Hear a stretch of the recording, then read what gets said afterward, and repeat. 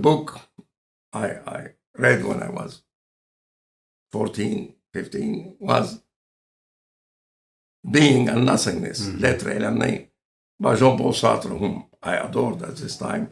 And my father took the book and was very worried and took behind my back to my mother if Mohamed should consult. My father is a very intelligent, but he's an officer in the army. So he definitely had no time for Jean-Paul Sartre if he should visit a psychiatrist to see if our son is really...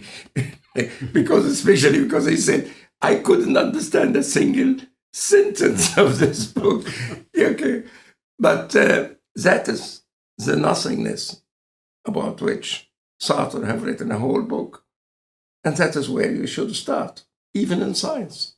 So although Sartre was not a scientist, and definitely he came, when he joined the Marxist thinking, was no more as scientific as he think. But definitely this is the way to start with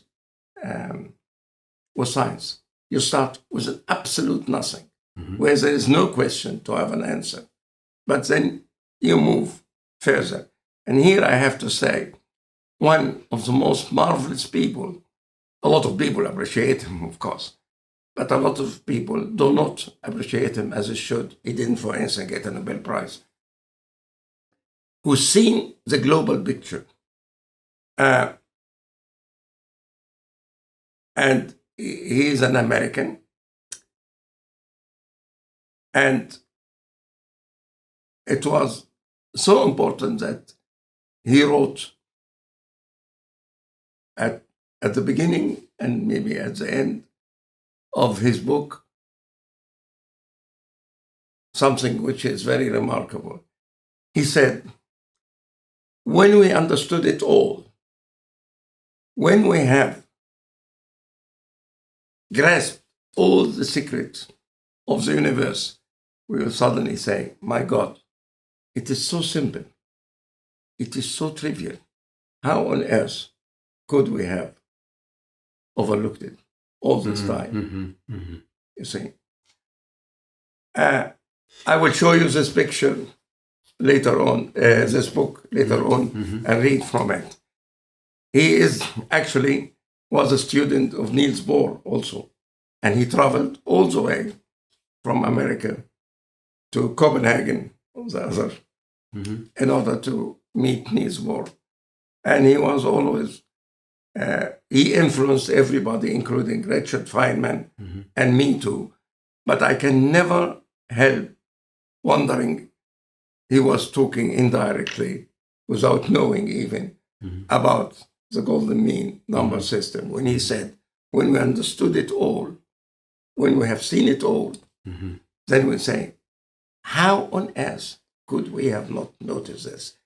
It's like the fish in the water that's unaware of the presence of the water until pulled up out of the water, becomes quite aware, and we see it everywhere in the plants, the phyllotaxis, the leaf arrangement.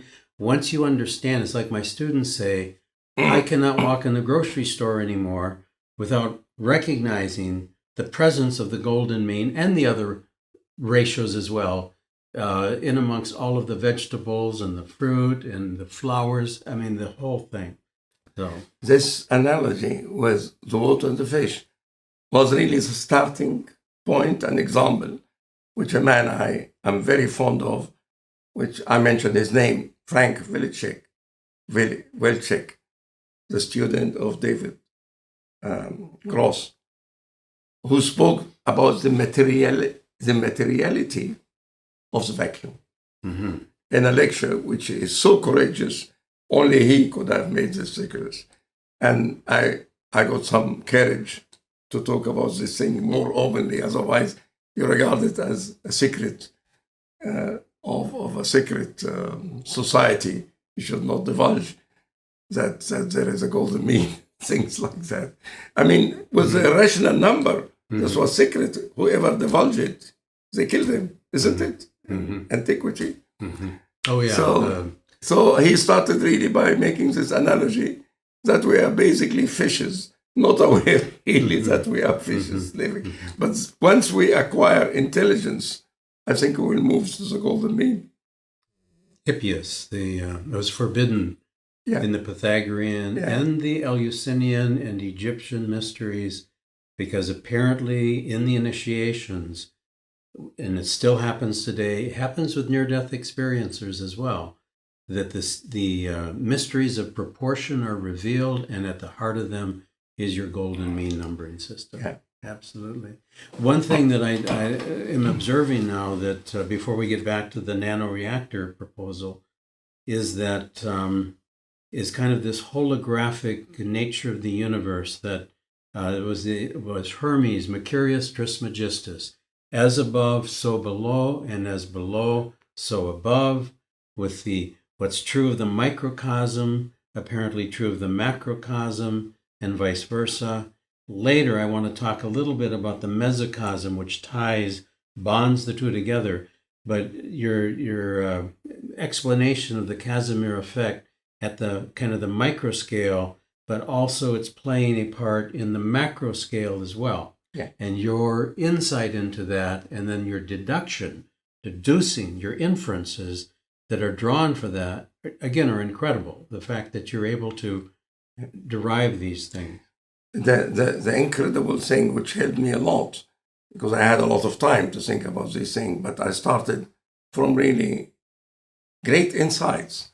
And one of the most important things, when I realized that a certain very well-known service, which is more or less similar to the fractal universe of Penrose, is the service of another very important thing, which is the E8 symmetry group, which underlies string theory and things like that.